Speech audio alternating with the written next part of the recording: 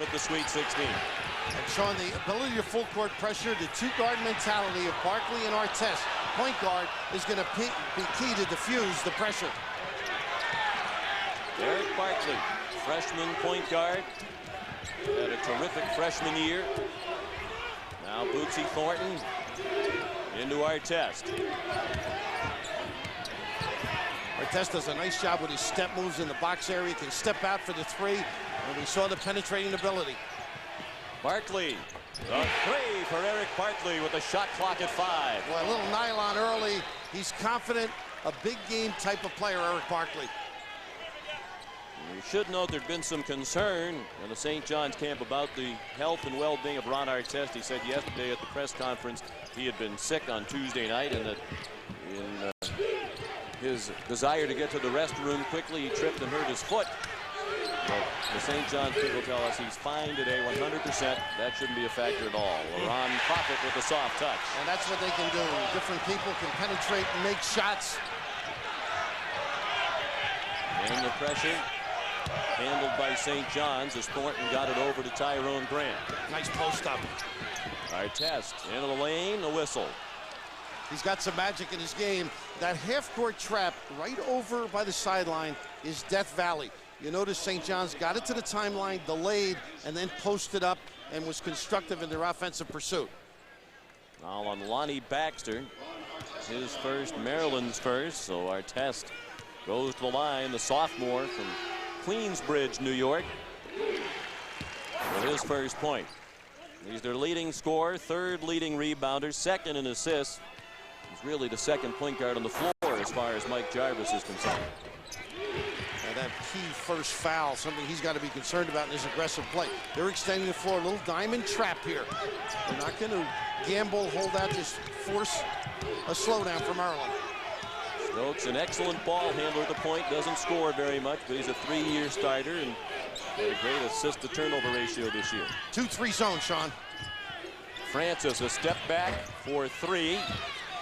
Rebound controlled by LeVar Postel. He's been a part-time starter this season for much of the year, a 6th man, but Mike Jarvis felt it's important to get off to a good start tonight. Postel's one of his 5 best players, so he's in there at the beginning.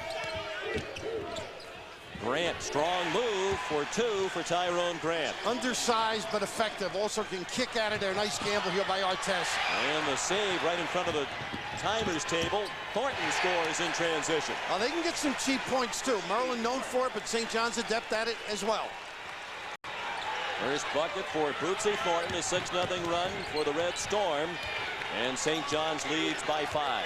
Now this is the kind of game where Stokes can be a factor if they stay in the zone. He'll stick that 3 on occasion when they need it.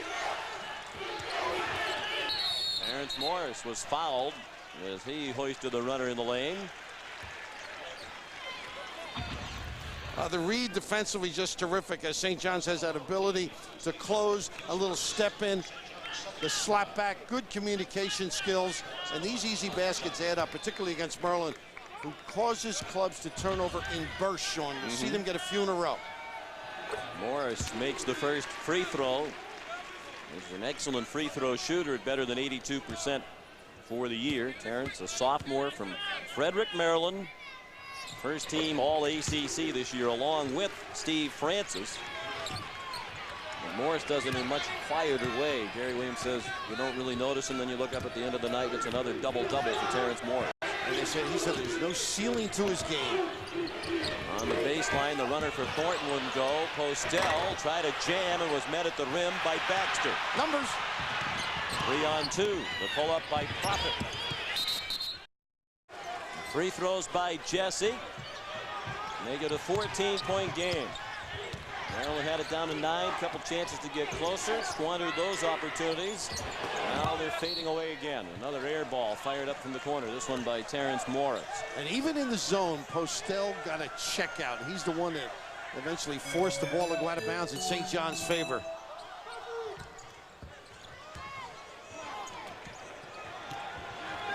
Look around the perimeter, Sean. All the 4 guys can handle, and Grant stays underneath.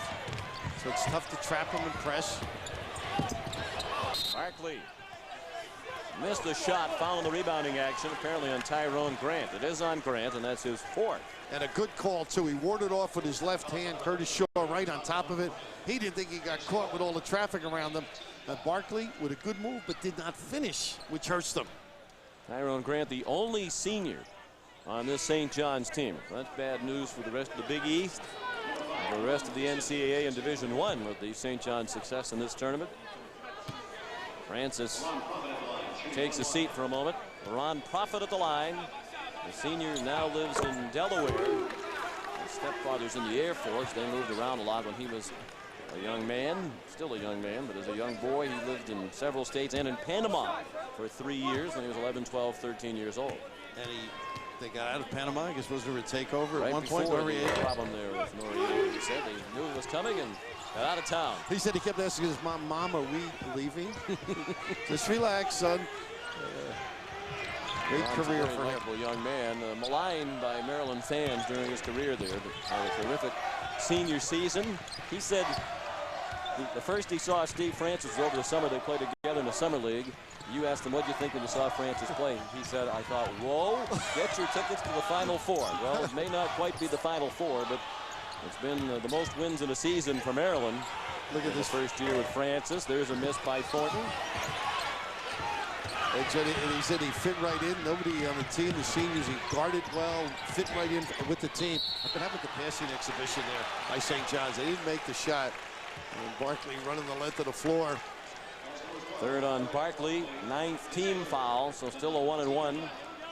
And in the next foul, Maryland will shoot 2 the rest of the way. And Maryland hanging around here, Sean. 2 gets it to 10. Gives them a little lift, get themselves organized. You got to make the free throws so you can get the coaching back into the game. Well, the only thing Maryland has done consistently well tonight is shoot free throws, 11 of 11 from the line. Terrell wants to be a coach. Gary told both of us that Simon Gratz kid just understood, they were going to move Francis to the point. Yeah. And Stokes proved that he could play with them, could contribute and be solid. Found out he'd like to coach. I got to talk to him. 2 free throws by the senior from Philadelphia, who might be playing in his last game at Maryland for Gary Williams.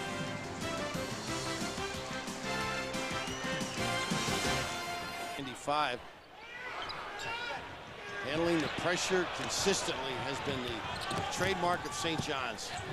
Eric Barkley, wild layup attempt, but then Grant was fouled on the way up on a reach in by Danny Miller.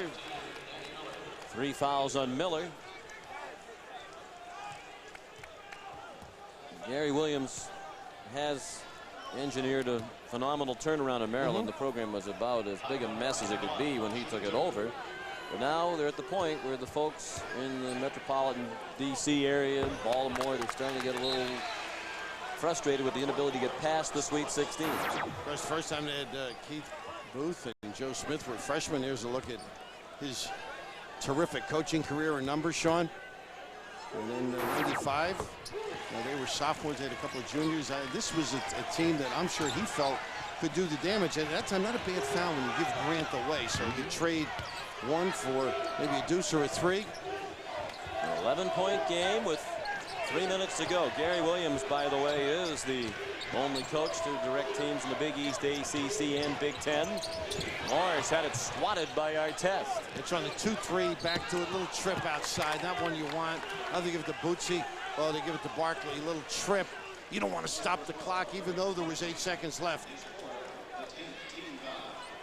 Talk about the inability of these 2 coaches to get past the Sweet 16. Of course, Jarvis hasn't had as many trips to the Sweet 16. But the larger picture, all these years of coaching for these 4 coaches, all of whom are still alive, not a single Final Four appearance among them. And unfortunately, Bill, that's kind of what it's become now. You're judged by what you do in the tournament. Well, you build the program up, and then the NCAA takes over. If you're really down or struggling, people will live and enjoy it. And this is a case that, Gary has done a marvelous job, and tweak a little here, tweak a little there. And this thing is not over, but as he looks forward, what does he need is his decision to get to that next level and hopefully recruit that kind of a kid. Here's the trap, and you just see Miller a step late on the rotation, even though there was a foul in the trap. Stokes made 1 out of 2 from the line. The miss was the first free throw missed by Maryland, 14 out of 15 from the free throw line. Let's check out the CBS Sports Line stat of the game. No question about it. That end of the half run, 20-0. Maryland scoreless over the final 8:26 of the half. Carried into the second half. For complete tournament coverage, go to cbs.sportsline.com. And if Mike Jarvis is invited to a clinic, he must talk on a 2-3 zone. I mean, successfully, he's been a man-to-man guy. But right now, the last 2 games in particular, Indiana and here against Maryland, they've been in good position. They understand. He said he practices it, and we have seen it in tape during the course of the year, but not to this length. And he made an interesting comment too, Mike Jarvis. Postel makes the free throw. We did a lot of things during the regular season just to have done it with an eye toward postseason play. Now there's a guy that's confident, huh? I was just worried about the next one. And once again, a different look now. The flat 3-2. Good communication. Francis, too strong off the glass. Postel, the hit ahead. Barkley unselfishly to Bootsy. Well, in Baltimore, they're dancing. And why not? Bootsy with a solid performance. They do leak out, you can see. And Gary Williams livid. He wanted the timeout. It's right after one of the officials. But the leak out for the easy deuce. And that's something they get out of tape. Everybody crashing, particularly at this juncture in the game where Maryland's anticipating going to the rim. You must protect the backcourt. Bootsy, impressive, whether the shot or the jam. As a 14-point lead, it's a tighter game out in Phoenix. Gonzaga leads by 2 with 7:41 to go. And we'll be getting you to the conclusion of that game when they're finished here. Francis in the lane, lost the handle but got it back. Stokes a 3 they desperately need. Rebound Grant. And they reach in and tie him up. So Maryland will get it back on the defensive tie-up. Florida and Gonzaga winner advances to meet the winner of the game later tonight at America West Arena between Connecticut and Iowa.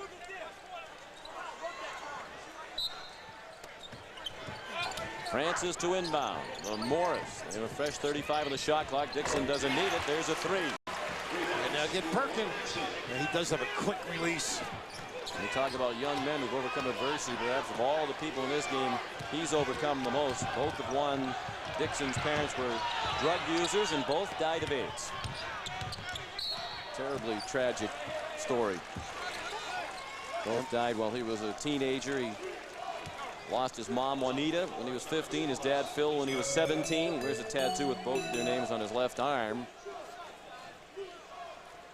He says his mom was a wonderful person. She just got caught up with the wrong people. That can happen. And what's great is how he could change his life and get involved in an academic arena and use basketball as a tool to be successful. And as I noted, what a quick stroke. He's going to be a nice offensive player for Gary. Big night for Barkley. Now 7 of 9 with the miss from the line. He has 20 points and 9 assists. And the lead is 12 with 1:45 remaining. And a little different look every once in a while. Mike Jarvis, a little trap that time. Diamond press. Francis couldn't get the 3. Artest the rebound. Dixon pestering Barkley. What a spin move. He is tantalizing.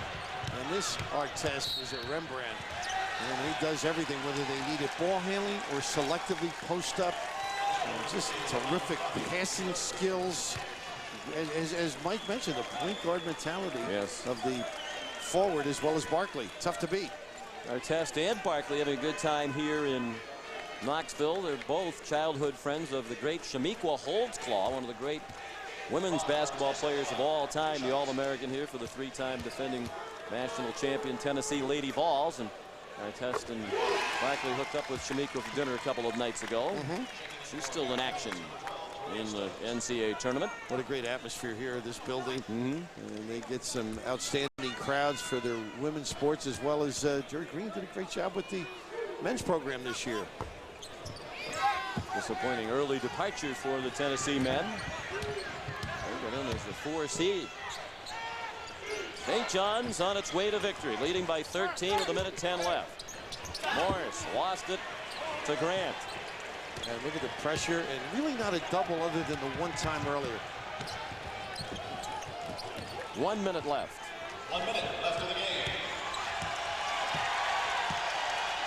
So Maryland's season is going to end at 28-6. Once again, it'll end in the Sweet 16. Foul on Morris. That's 4 on Terrence Morris. So St. John's will advance to the Elite Eight for the first time since 1991, and they'll meet the winner of our next game here in Knoxville, Auburn and Ohio State. And the celebration has begun in the cheering section. Lou Carnesecca leading the cheer. How about Louis, from a second baseman for St. John's? His teammate was Mario Cuomo, the governor, to being one of the extraordinary coaches in this profession and one of the sparkling personalities. He walks in a room and everybody enamored by him. And great with people, great with youngsters. And he feels awfully good. Ron Rutledge, a longtime assistant to Louis. On the right there. Yeah. Brian Mahoney, another former head coach, also here on the trip. The university's been very loyal to those former coaches. They're all still working at St. John's. Prophet, foul and a pass off. Fouled by Bootsy Thornton. His 4th.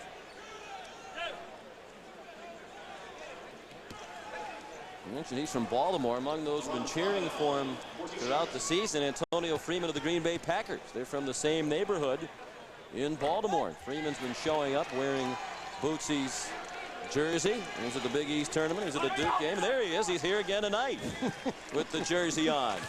Oh. And wasn't Bootsy wearing an Orioles hat, they were telling us, up in New York? Has to represent, not a huge Oriole fan, but he needs to represent Baltimore in his travels as a member of the Red Storm. There's Freeman, the Packer, tonight wearing the jersey of Bootsy Thornton. I know he can't stroke the jumper like Bootsy.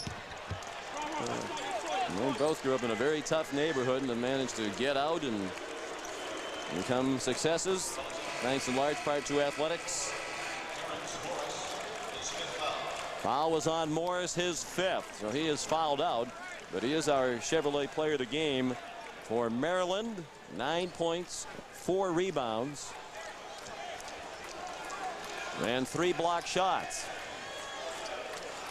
And Eric Barkley had 22 points and 9 assists, earned Chevrolet player of the game honors for St. John's. And he's one of those guys who seems to rise up when the game is. He likes the stage, Sean. Yeah, Duke, the double-double, overshadowed by what Bootsy Thornton did that night with 40 points, but Barkley gave them great floor leadership, 12 points and 11 assists against Duke.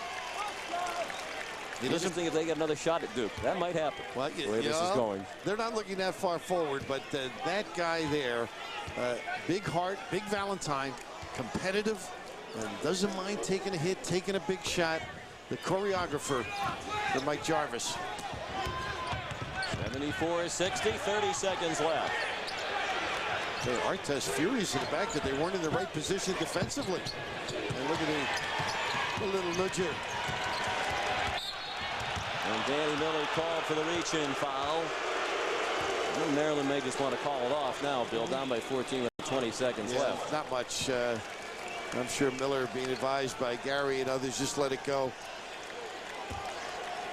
But spoke to some of his staff last night, Jimmy Pathos and Billy Hahn, and looking forward to this, the anxiety of a big game and then the letdown after that. And it's got to be devastating for the team, the school, the staff. Barkley has 23 now. Gonzaga is still leading by 2 out west with 3 minutes to go. And as soon as we're finished here, we'll keep you with constant updates on that action. Get a live look in. Our test goes out. We'll rest up for the final 21 seconds and get ready for Auburn or Ohio State. He will not be asked to be the spokesman for the airline industry, though, huh? Commenting on the food. He was in good health. Unfortunately for Mike, that was the case. And Barkley goes out to Hugs after a memorable performance. Well, the hugs continue from Louis on, huh? Francis into the lane. 15 seconds left. That's why I said they just didn't get enough of that against zone all day, all evening long.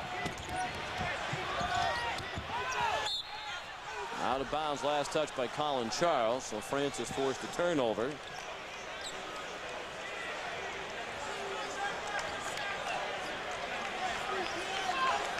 Really didn't get to see the real true Steve Francis either. That's the shame in it. And I think a lot of it was due to the zone and gearing the defense towards him.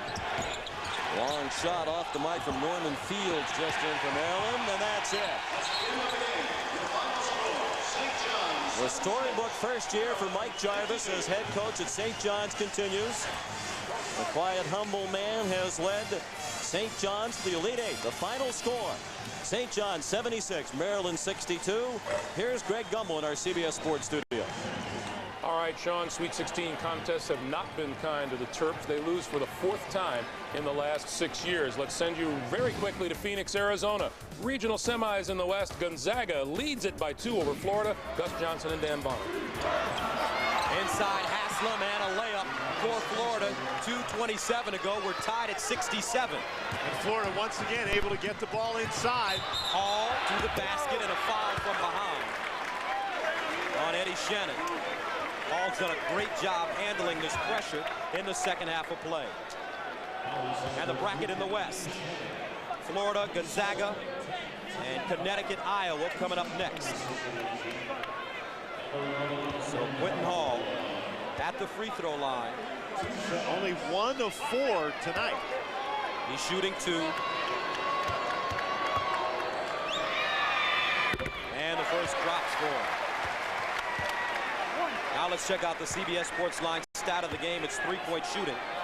Gonzaga 12 of 22, Florida 5 of 22. The second one no good for Hall. Bulldogs up by 1. Approaching the 2-minute mark of the second half. Man-to-man defense for Gonzaga. Florida has been very anxious to get the ball inside. Eaton has 4 fouls in there. Haslam really working against it. Right, got it back. Blocked from behind by Eaton. Ball squirts out. From on the deck. And jump ball to go. And that will be a possession arrow jump ball, simultaneous possession, and so Florida will keep it.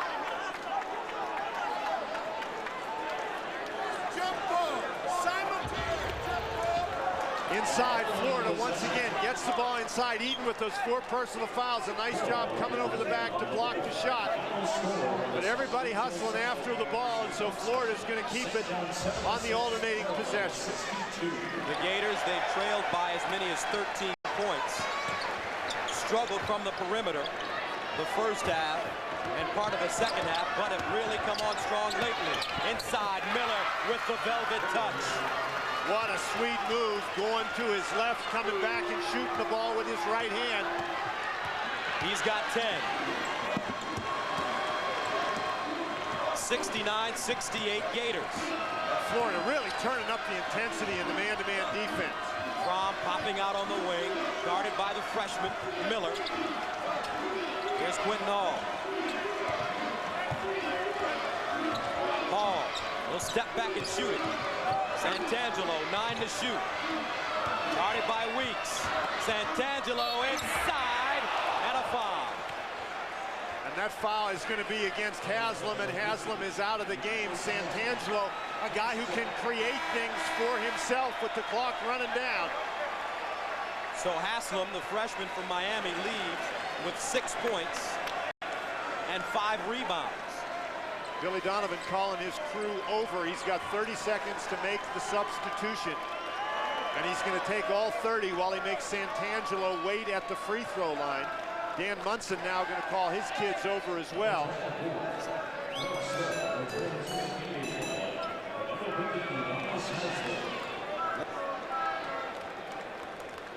So Billy Donovan, he's seen this kind of pressure before. Back in 1987 at Providence, he led the Friars to a 25-9 record. They beat UAB, Austin Peay, Alabama, and Georgetown to get into the Final Four before finally losing to Syracuse. Played for Rick Pitino. And now Billy Donovan and everybody's back out on the court. Now he's going to call timeout. Really going to make Santangelo wait before he gets to shoot these, and he wants a full timeout. 1:12 to go in the second half of play. Florida up by 1. In the double bonus, Gonzaga with 2 fulls and Florida with 1 full. Gus Johnson along with Dan Bonner.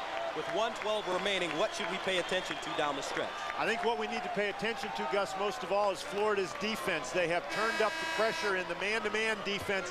They have done a great job forcing turnovers and staying in this game. Now they lead, even though they've shot poorly from the three-point line. And Santangelo short on the first. He's a 78% free throw shooter. Tight on that release. Second one is good. And with 1:12 to go in the second half, we are tied at 69. Gonzaga only 11 for 18 from the free throw line. Miller got the screen. A minute to go in regulation. Here's Miller, 16 on the shot clock. Fast Eddie Shannon. Stolt for 3. Got it! Bullseye! For the senior from Huntsville, Alabama. Timeout Bulldogs.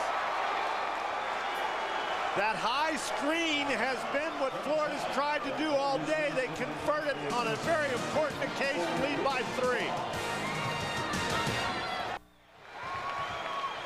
Florida leads it by 3. Stolt is going to set a screen right here.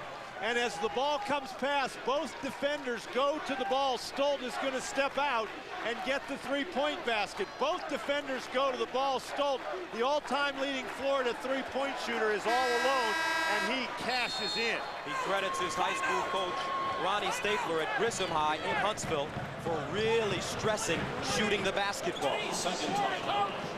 And a 22nd timeout called by the Gators.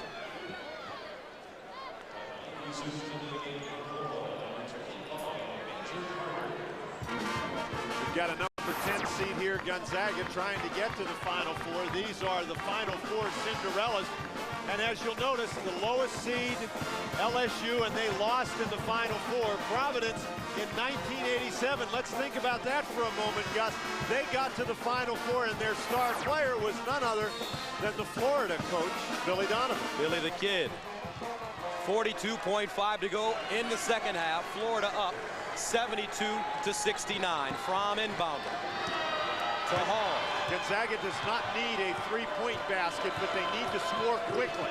Santangelo from around the screen. That's good defense. And he calls timeout.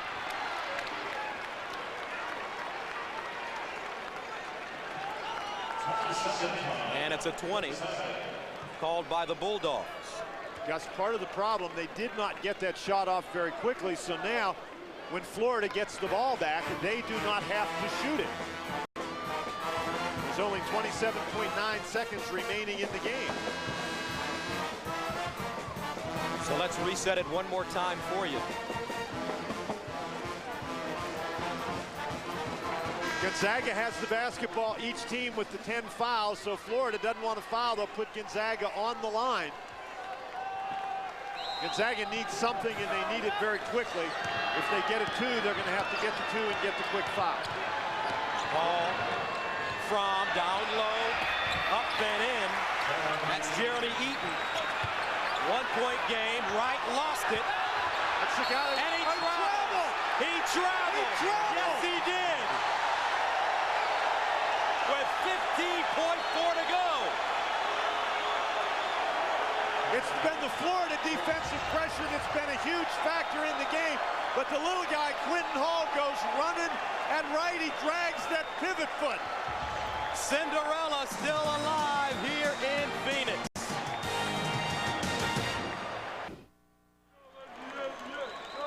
.4 to go. No fouls to give for either team. Gonzaga with the ball, but no timeouts. Gus, that means they're going to have to get it inbounds, obviously. So what do? Play for one shot? They're down one, and what they have to do is take the first good shot that they get. If you're down one, you don't want to hold for one, because if you miss, you want to give yourself enough time to get a rebound or to foul and get the ball back. Watch Santangelo on the inbounds play. They reverse it. Fromm knocked away. Weeks got a hand on it. And that was not a very good pass by Fromm. Gonzaga very fortunate to keep the ball. Florida goes back into the zone. Shot clock turned off. Calvary. Hall, 8 to shoot. Hall, the runner! Loose ball! It's good! With 4.4 to go. Shannon. Don't want to foul. Shannon from the corner! And it's over! Gonzaga! The slipper still fits! They win it! 73-72! Holy cow!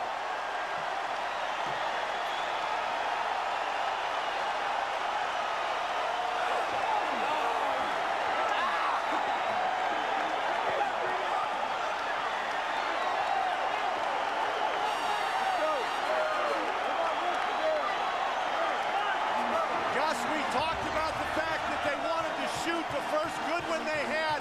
Hall feels the pressure. We said they wanted to get a rebound. Watch Calvary just comes tearing down the lane. Nobody blocks him out. What a tremendous play by Calvary.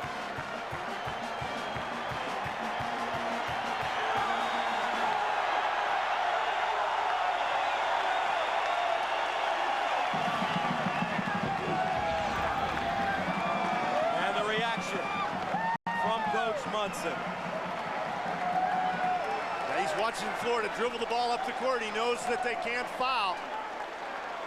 And that's the other reaction.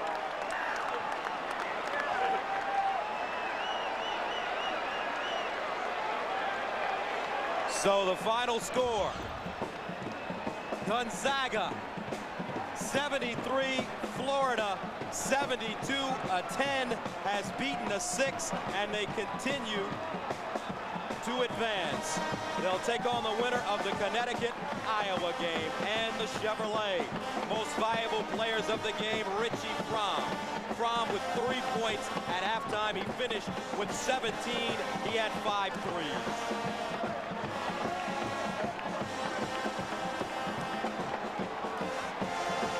So coming up, we'll go back to New York after this message and a word from your local station.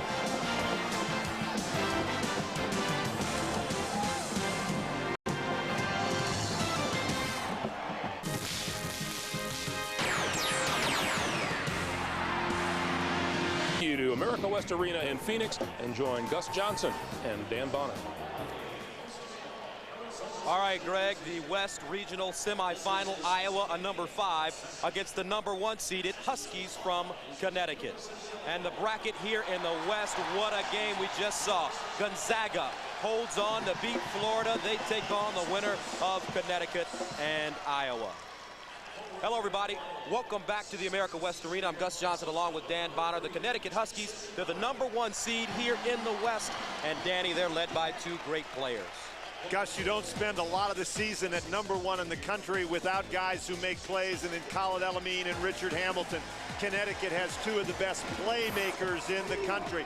El-Amin, a guy who can shoot it, a tremendous vocal leader, can get into the lane, create things, and there just isn't anything on a basketball court that Richard Hamilton cannot do. Those 2 guys are going to have to play well tonight. Iowa advances to the Sweet 16 for the first time since 1988. They beat UAB, followed by Arkansas, and this team is playing for their coach. They're playing for their coach, and Coach Tom Davis had a few tricks up his sleeve against Arkansas. The boxing 1 defense in the second half. Now, what do we mean by that? The guys around the lane area are playing zone, the 4 of them. And then in this case, it's number 22 in white, Pat Bradley, being guarded man-to-man. It's done as much to disrupt the opponent as anything else. Do you run your man-to-man stuff? Do you run your zone stuff? Iowa accomplished what they wanted to. We'll see what tricks Tom Davis has up his sleeve tonight. We asked him that, and he said, well, we can do a lot of things, but you never know what's going to work. All right. Here is Coach Davis in his 13th and final season as the head coach at Iowa. And the starting lineup, they run a 3-guard set, so in the front court it's Jess Settles, a 6th-year senior, and J.R. Koch, another senior. And in the backcourt, Jason Bauer, Dean Oliver, he's the point man, and Kent McCausland, a 3-point specialist. And the head coach for Connecticut, Jim Calhoun, 13th year, has won 28 or more games in 5 of the last 6 years. And his starting lineup for the Huskies, Kevin Freeman, most outstanding player at the Big East tournament, along with Fosco, Richard Hamilton, co-MVP in the Big East for the 2nd straight season. Elamine is the dangerous point guard, Ricky Moore, a defensive specialist. So UConn, 30-2. They were 16-2 in the Big East. This is their 8th trip to the NCAAs in the last 10 years. And close but no cigar. People have been talking about the fact that Connecticut has never gone to a Final Four. Can't get much closer than they were these 3 years, 90, 95, 98. Is this the year for Jim Calhoun? Coach Calhoun, we talked to him yesterday during practice, and he's a great and nice guy, but he is usually a little tight when these big games come up, and he was not really wanting to talk to us a whole lot. Didn't have a lot of time, and you can certainly understand that. Jim Calhoun, what a record that they have at Connecticut. People are still saying, well, you're not successful because you haven't been to the Final Four. Jody Sylvester, Frank Bassoni, and John Sweeney are the officials. Iowa in black, Connecticut in white.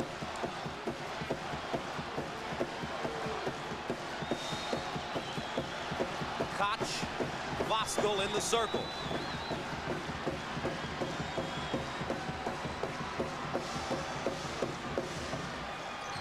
And we're underway from Phoenix. Oliver, the sophomore point guard, leads them in scoring. At 12 a game is their leader. In the corner, Settles, and he rips his first one.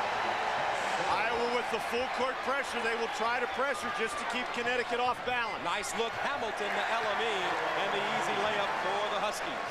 And it's hard to pressure Connecticut because they've got guys who can pass the ball and finish on the break. Oliver, out of bounds, last touch by the Hawkeyes, and you see that full court pressure by UConn. Iowa's going to have to be able to handle that. That pass by Oliver simply didn't come up for McCausland. So Jake Voskuhl inbounding. Khalid Elamine, a sophomore from Minneapolis, Minnesota. He's the floor general for the Huskies, playing with some tender hamstrings. And we've got a pretty good matchup between sophomore point guards and Oliver and Elamine. Hamilton. Elamine pops out. Man-to-man for Iowa. Right now, Elamine being guarded by Bauer. Voskuhl screens for him. Elamine down the lane, the runner. Loose ball, rebounded by Bauer. One of the things that Iowa traditionally does very well is rebound the basketball, and they will have to do that this evening. Richard Hamilton is matched up against McCausland, and you simply cannot give McCausland any room to shoot the ball. Great three-point shooter. Koch for 3, got it. J.R. Koch, a senior from Morton, Illinois. He's a 37% three-point shooter on the season. And Iowa leads at 6-2. Iowa's got 7 guys who can shoot the 3. Their percentage hasn't been great this year. Their Voskuhl gets the easy basket inside, but the Hawkeyes of Iowa can shoot it. You better get out there and guard it. Ricky Moore guarding Oliver. Settles, pull up 3 again. And it's rebounded by Freeman. Knocked out of bounds, last touch by Oliver. Richard Hamilton is a guy that you've got to pay attention to if you're Iowa. Bauer trying to guard him, just bangs him, hangs on to him. Richard Hamilton, not really very well built, sort of a skinny-looking guy. But he's used to that. Pounds, exactly. And that's on a good day. Ricky Moore, along with Hamilton, Freeman, Voskuhl, and Elamine. I think that's with his keys in his pocket. Hamilton around the screen, and he is tough, cutting to the hole. Boy, how smooth is that? From Coatesville, Pennsylvania, 2-time Big East Player of the Year. And a turnover by Oliver. Hamilton, a young man who moves very well without the basketball, uses the screen very effectively. Koch doesn't help out, and Hamilton is wide open. Voskuhl inbounding, guarded by Koch. Ricky Moore into the backcourt. Quickly up top. Hamilton, one dribble, rise and fire. Bauer with the rebound. Oliver, no look pass to Koch. Pump fake, and it rattled down. Connecticut the other way. Elamine to Hamilton. Iowa can't give up those easy transition baskets. If you're going to control the tempo against Connecticut, you must take that play away. And Connecticut's got two of those, just ripping right through the Iowa full court pressure. Iowa, they beat UAB in the first round, 77-64, followed by an 82-72 win over Arkansas. And Arkansas plays a similar style as this Huskies team in terms of the press. In terms of the press, they do. However, Oliver had great success dribbling the ball up against the Arkansas press. I don't think you'll have that same kind of success against Connecticut. Two to shoot, settles. Loose ball, Cox picks it up on the baseline. And out of bounds. Cox turns it over. So Jake Voskuhl at the line. And the first is good. Voskuhl only a 61% free throw shooter, but hit that one with a great deal of confidence, and that is probably enough.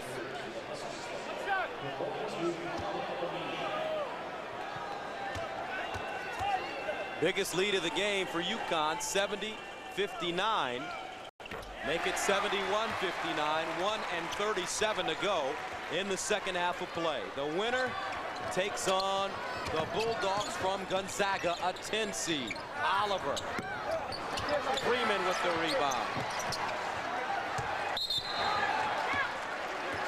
And a foul.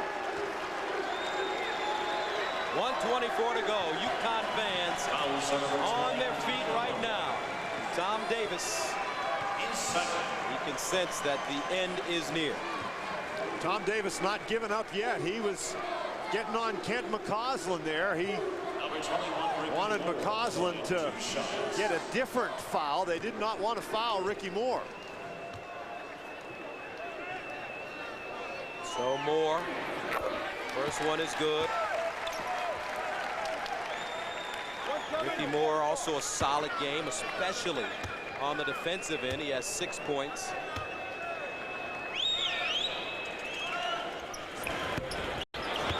Missed the second. Settles. Luresman for three. Got it. And he hit the three ball with 1:14 to go in the second half. Quick timeout by the Hawkeyes. Luresman hits the three, but it's probably too little too late. Think back to earlier in the half with the score tied at 55. Luresman came down, missed the open three-point shot, and Freeman got a run-out dunk on the other end. More NCAA basketball coming up tomorrow. Southwest Missouri State against Duke, Oklahoma, and Michigan State. Purdue, Temple, Miami of Ohio, Wally Serbiak against Kentucky. Gus, we talked a lot about Cinderella being here, the number 10 seed Gonzaga, but how about Oklahoma, a number 13 seed, arguably the last team placed in the NCAA tournament, and they're still playing. They have a chance against Michigan State tomorrow. Of course, Wally Serbiak against Kentucky. That ought to be an interesting ball game. Just Settles and Jake Voskuhl. That is as pleasant as they have been toward one another all evening. Elamine.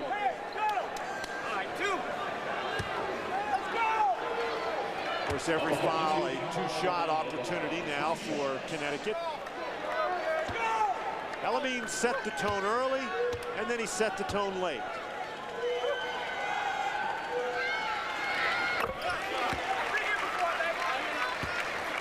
Got Connecticut off and going, established the fact that Iowa was not going to be able to press him, just shredded the Iowa defense early in the game.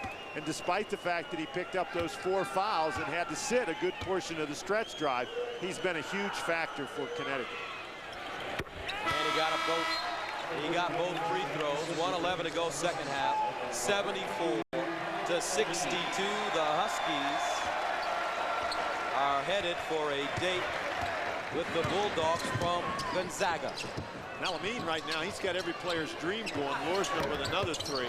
Alameen's only has to play offense. He's not playing defense. Inside Koch lays it in. 57.6 remaining. 10-point lead. Iowa out of timeouts. Hamilton. And the wrong guy to foul. It's Lorsman.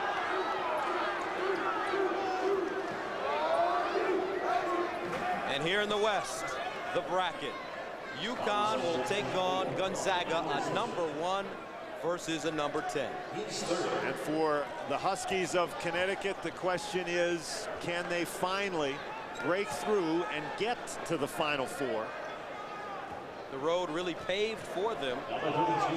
#2, 3, and 4 seeds all knocked out. Stanford, North Carolina, and Arkansas.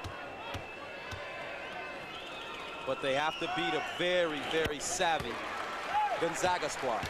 Team that can really shoot the threes. Connecticut did a great job tonight cutting off the three-point shooting of Iowa, but that three-point shooting is mainly in the hands of one guy, McCausland. Gonzaga's got a lot of folks who can fire the 3. For Gonzaga, they have 7 players that shoot 35% or better from the three-point line. Settles. Inside, Koch lays it in. No quitting Iowa. They're still doing what they do best, and that is rebound the basketball. Ricky Moore. And Hamilton, he'll hold on and draw the foul.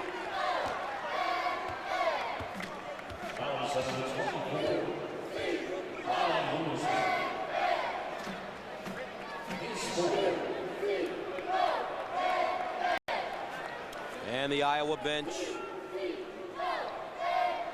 Dr. Tom Davis looking down his bench.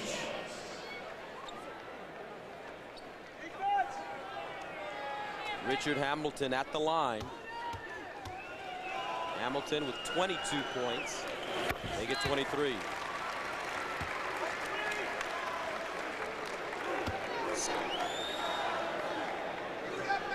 And Dr. Tom Davis starting to put the subs in. Second free throw for Hamilton is good, and he empties his bench. Wants everybody to get an opportunity to play. And there's his wife. 13 seasons in Iowa. His wife, Sherry. Congratulating his men for a tough fight. Koch and McCausland and Settles. Here's Price taking the shot, rebounded by Hamilton. With 29 seconds to go, shot clock turned off.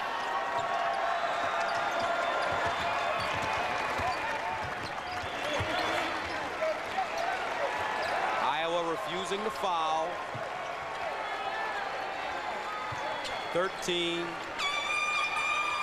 And a turnover. Harrison trying to talk to Jim Calhoun, and Iowa took the ball. Smith. Rebound and stick back. That's Gomez. He doesn't have a name on the back of his jersey. And that'll do it. The UConn Huskies have defeated the Hawkeyes from Iowa 78-68. The final game for Dr. Tom Davis at Iowa after 13 years.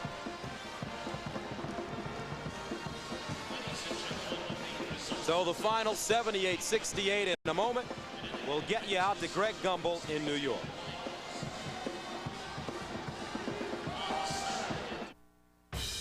When you had the idea, A stellar night for the Big East with the second victory for that conference on the heels of St. John's win. They knock off Iowa. Dan Bonner is standing by with Connecticut head coach Jim Calhoun. Dan. Thank you very much, Greg. Jim, a very physical, tough game for your ball club. What are your impressions? Well, our football team's going 1A. I thought we were starting early, you know what I'm saying? But clearly it was a very physical game. I thought that Iowa did a good job of taking us out of flow by bodying us, and quite frankly, that's the way the game was called, and so we had to adjust. And I think we did a good job second half when the game gets in the 50, 52, 53 range, and we lock them up pretty well. Jim, congratulations. Thank you very much. Let's go over now to Barry Booker. Thanks, Dan. Coach Davis, what are your thoughts after your final game as Iowa head coach? I don't know. You know, I'm gonna have to work on that one a little bit. It's funny. I was thinking that right toward the end, you know, in the last minute or two, when it was pretty obvious we weren't going to be able to catch them. But you're still thinking about subbing, and should you put in the bench, should you do a foul, call timeout, stuff like that. And I think that's the fun of our profession, that it just consumes you. And I appreciate this team so much. I think that the overriding feeling is I feel badly that it had to end because they've been a nice group to work with. Thanks a lot, Coach. Take it, Dan. Right. Thank you. And so the Connecticut Huskies advance on to the Elite Eight by a score of 78-68. Tom Davis in his final game as the Iowa coach. And we'll be back with Greg Gumbel in just a moment. But Jim, you look at this Michigan State team, only Cleves plays over 30 minutes a game. For Oklahoma, they're in a situation where two fellas play over 35 minutes a game. So I would say right now, if anything, it has to be favoring Michigan State because they've used their bench very well tonight, as usual. Yeah, their bench has outscored Oklahoma's bench 16-2. Martin goes inside. Stone lost control of it. Turnover. Another good job by Peterson. Just as Bell doubled down on the inside, Peterson did likewise. Stone just not quick enough to release the ball. Charlie Bell back, the sophomore from Flint, the all-time high school scorer in the city of Flint, and that's saying a lot. Taking into account the Glenn Rices of the world. Here comes Johnson. Look at Granger, he's on him. Granger challenges, and he'll shoot two. Really the good play that time for Johnson, with Granger taking a beat on him, would have gone ahead and just put that ball behind his back for the layup. Here we see the steal. Now he realized he doesn't have the big angle. Here comes Granger right there. He knows he's a shot blocker. He's got much more size. The pass was in order here. Two shots for Johnson. This Oklahoma team, its mantra, we belong here. People making such an issue out of them being the last at large, or the at-large seed with the worst in the tournament. But they, again, if you're just joining us, they really felt they were more like a 7 or 8 seed quality team this year based on their record of beating the likes of Arkansas by 30, winning on the road at Missouri and Texas, and sweeping Oklahoma State. But that's where they were, and they are now just the 13th seed to ever get this far. But Jim, they were 6-2 on the road within the league. So you can, that's some tough places to play in the Big 12. 6-2 is a great accomplishment. Another steal. And a timeout. They got the timeout when pinned in the corner. And they told us they feel like if we can just get to the last 2 minutes, a possession team like we are, we think we're going to find a way to win. Well, Johnson wiped out whatever drinking water Michigan State had down in the far corner. You can see this right here. He felt the bench got him, and there it goes. Aquafina out of business. And one good kick for good measure. The ball might be a little slippery after that. Saturday on CBS, she's not just another pretty face. When Kelly Hu walks the beat, law enforcement is a beautiful thing. An all-new martial law starring Sammo Hung and Arsenio Hall, Saturday on CBS. Well, Jim, you made fun of me the other day when I said Arsenault, and you said, are you talking about Arsenio? You said Arsenio. That's why I said that. I'm sorry. You didn't say Arsenault. I was talking about Harold Arsenault, who had 68 and comes into the second round as the leading scorer in the NCAA tournament, although his team was eliminated. Great job. Oh, look at that solid screen. What a screen. 2 down. And we've got, look who's down, too. Oh, boy. It's Cleves and Nahara. They chin to chin on this. Nahara is out. Like he's out. He is out, Billy. He is out cold. That was chin to chin. You're going to see a crash. Oh! And I'll tell you what, Cleves is down too. Forehead to right on the chin. Both are down and not moving. Nahara has not moved. Cleves is talking. And now Nahara is as well. Yeah, he's just barely moving his lips.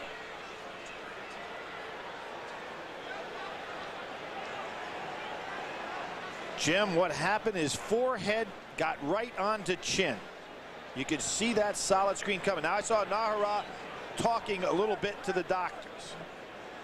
Oh. Wow, what a collision. And they called the foul, by the way. In all of this, you kind of lost what had happened. No, it has to be a foul on Cleves. And it is on Cleves. Because the solid screen was there. You can see how upset the players are now. Mateen is now sitting up. Coach Sampson walking out now. Kelvin. And this is Nahara is right in front of us. Yeah. And he has not even opened his eyes, and he's bleeding quite a bit. He's moving his arms and his hands. You can see it was forehead right to the chin. And it looks like maybe they think he has it looks like his jaw is what the doctors are working with right now. But he is moving his legs and his hands and in considerable pain. Kelvin Sampson calling his team back, and Mateen not quite sure where he is. And they bring out, Avila brings out a medical kit for his colleague, teammate, and compatriot. And Johnson does not want to leave his teammate, although Kelvin Sampson's calling him over to get his team back over there. Wow. That's left a lot of people here shaken. And we'll be right back to St. Louis. All right, they've had 2 attempts at the basket to cut it to 3. Can they cash this time? Jim, there's Peterson out there. Humphrey inside, splits the defenders to the line for 2. The problem is it goes into Humphreys, and he's such a bad free throw shooter. But they've got Peterson on Johnson, and Johnson gives up the ball right away instead of forcing him to guard him. It's one thing to go inside to a good free throw shooter, but if you're going inside late in the game to the man that only shoots 44%, it's going to have and he looks up to the sky with his hands together as if praying for one to go in. 1 of 3 tonight. It's been short on front of the rim on almost all of them. I think, his shooting style is good enough to be better than that, but he doesn't have confidence in his shot.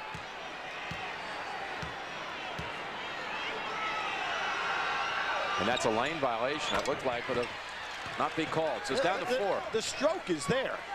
Looked like Hudson had moved early into the lane. Down to 4. It had been a 10-point lead for Michigan State. Smart play by Johnson there, trying to keep the ball out of Cleves' hands. Cleves is so good at coming back to get it.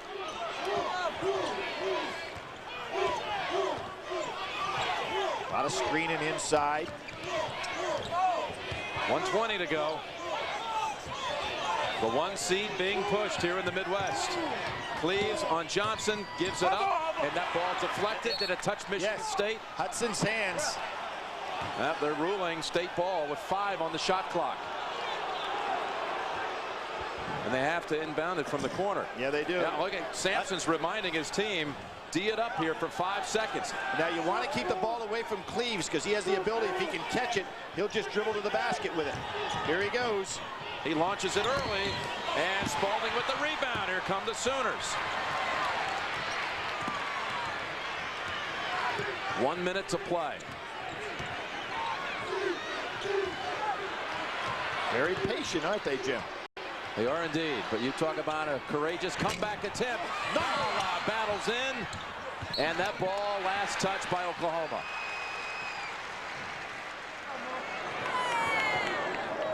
That looked like KC Calvary. Remember last night the way he came in from Gonzaga? Yeah, from about 18 feet came in to make that tap in. A sensational play for that exciting win. So an empty trip for Oklahoma. And they're picking up. And they fouled over here on the side to Hudson. Spalding fouls Hudson, who has struggled at the line tonight. He is 4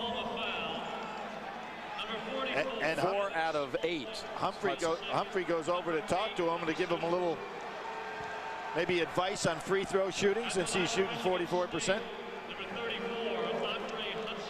Hudson is a 75% free throw shooter. But he missed his first 4 tonight. But Granger, Jim, then made his last 4, Billy. Granger is a 56% free throw shooter. I think you got to go on the percentages for the year, not just tonight. We'll take a timeout here in St. Louis. Sooners have only 1 timeout remaining. They have the arrow, but they're sending Andre Hudson to the line to shoot 2. Jim, if I'd have said to Kelvin Sampson before the game, you're only going to be 4 down at this point, and Eric Martin would be 0 for 6 from the floor after his 2 sensational games, 4 of 8 threes against Arizona, 6 of 9 threes against UNC Charlotte for 14 and 18 points. It's kind of miraculous that they've been able to stay in this game. Maybe he's saving one here for the end, or 2. Hudson, perfect form on that one, and that's 5 straight makes after 4 opening misses tonight. I'm going to go back to the yearly statistics, Jim. You foul the guy that has the lowest percentage on the year, not on the game, but they've taken Granger out of there now. Those of you expecting Temple Purdue, it's coming up at the conclusion of this one. We'll be shifting you over there. Okay, down a couple of threes. Let's see if the Sooners can find Martin. You got to go for 3-point shots now. It's a 2-possession game if you do that. Here he is, but suddenly a switch off. Smith on him. Martin. Not even close. 0 for 7. I mean, he just has disappeared completely tonight in this ball game. Klein comes back, so does Granger for State. We're talking a guy made 7 of 8 threes against Arkansas. 5 of 8 threes against Texas Tech. 8 of 10 threes against Nebraska. Tonight cannot find anything. Spalding will put Peterson back at the free throw line for 2. Coach and Eduardo Nahara. I think he's asking him if he's feeling okay. There's only 32 seconds to go, but Nahara wants to stay out there.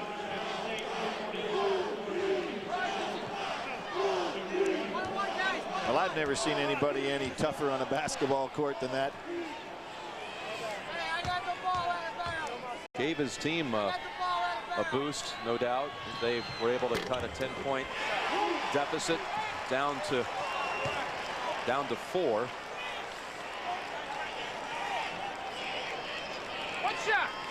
32 seconds to go.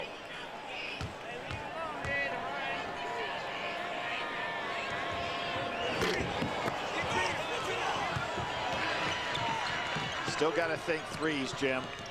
Johnson, man open underneath. Humphrey had it for a moment, and it's Michigan State ball. Starting to pull away now. They'll bring back Granger and Klein.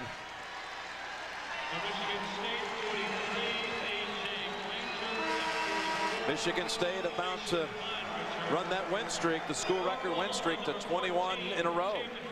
Well, this is the region of the conference champions. Michigan State staying alive as one of them. And we'll see another one coming up with Kentucky that won the SEC championship, which they basically owned in the 90s. Against a team that won the MAC regular season but title. not the postseason tournament. And Nahara makes yet another exit after a brief encore where he took the floor. He is a courageous young guy. He'll be back next year for the Sooners. And Ryan Humphrey has fouled out for Coach Kelvin Sampson. And Jim, he will not be an unknown, because when he comes back next year, based on what I have seen of him, I think he will be a highly considered guy for preseason All-American type teams. And let's not forget about Mateen Cleaves coming back into the game too. He was asking right after that collision that he didn't even know where he was. Where am I? No. When he first sat up, he had no idea where he was. 2 shots for Cleaves. Reinserted into the game and makes a jumper for the first time on the night. Well, Wally Zerbiak waiting for his stage. Well, it's not really fair. Wally has his dad to teach him shooting while the game's going on. Cleaves has magic. I mean, what kind of professional assistants do you want here? I thought each team was only having a certain number of coaches they can have on their staff. Martin, first of the night. First of the night. It comes with 15 seconds remaining. And you know how disappointed he has to be. Well, he did save one for the end. That was the last time out by Oklahoma. We'll be right back to the Transworld Dome. This year, not really with a solid two-guard to play off of. And during the span of his career, there have been the names of Derek Anderson, Ron Mercer, Allen Edwards, Jeff Shepard, Cameron Mills. And, well, once the season washed out, it was a freshman who emerged as his backcourt mate, Desmond Allison. That's right. One more round for the Cats coming up. Not much he hasn't done in basketball, and he's given so much to the game. USA basketball president, worked so hard behind the scenes in international ball, trying to do things that are quality for the game. Played for Adolph Rupp. Been awarded the 1999 Naismith Outstanding Contribution to Basketball honor by the Atlanta Tip-Off Club, and well deserved. Got to give the championship trophy to his coach last year. Who knows, it could happen again. March the 29th at St. Pete.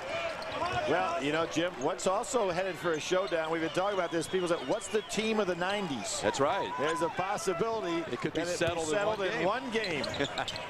On one floor. Not that there's enough pressure already in a national semifinal. Mestis 2 on the shot clock. Now that's what's so healthy about college basketball, is that nobody has to do it with votes. You know, you get an opportunity to lay it on the line. Forget the opinions. You jump it up in 40 minutes of basketball. A whole decade riding on 40 minutes. That's something, isn't it? Talking about two great traditions if it turns out to get to that point. Both Duke and Kentucky will have to win one game to set up that match. Mestis with the rebound. Zerbiak on the run. This must feel for Zerbiak a little bit like his last high school game. Yeah, against a guy by the name of Elton Brand of Peekskill High School at the time. Yep, and he was, most of that game, Zerbiak was triple teamed, and Peekskill kept just 2 players in the paint, anchored down low by a little-known sophomore, Elton Brand. I think probably maybe Governor Pataki probably stuck a hand or 2 in there. That's his high school. And it's going. Hold on, it's going against Miami. Emsminger and McGlure. NCAA special now to the East region in the Meadowlands, where Duke has an all-time record of 13-1 coming in. They won more games in the 90s on that floor than the New Jersey Nets had. 29-game winning streak coming into this overall, a pair of 41-point wins in the NCAA tournament. Southwest Missouri State and Steve Alford trying to play well and shoot well and hang around. Krzyzewski coached Alford at the '83 Olympic Festival there. Elton Brand tough inside early, just really an overmatch for 6'6" Danny Moore of Southwest Missouri State. There's the dunk and the putback. 6 points in the first 4 minutes.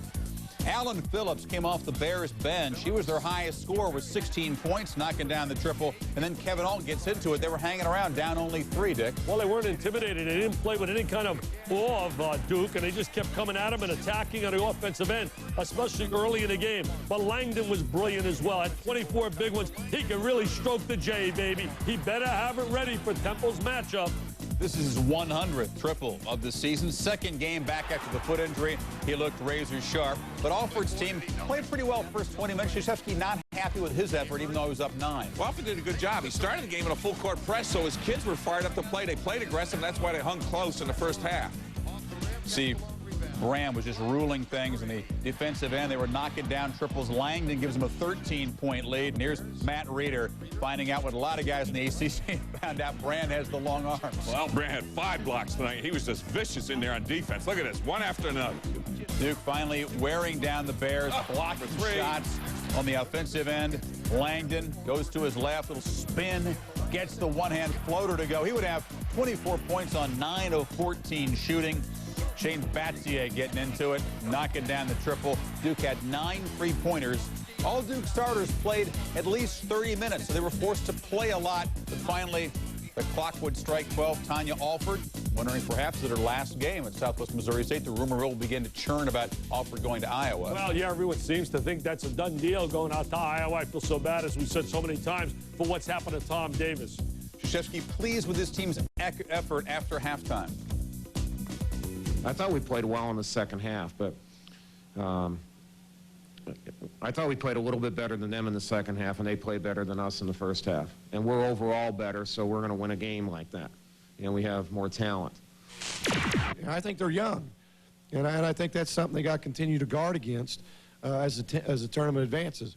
Now, in saying that, their freshmen and sophomore are better than most juniors and seniors, so we just were trying to get the game close enough, late enough that maybe that inexperience could kick in, and we just couldn't get it done. So the Blue Devils' margins 41-41 and now 17. Added up, it equals Kentucky's total back in '93, the largest margin through the first 3 rounds.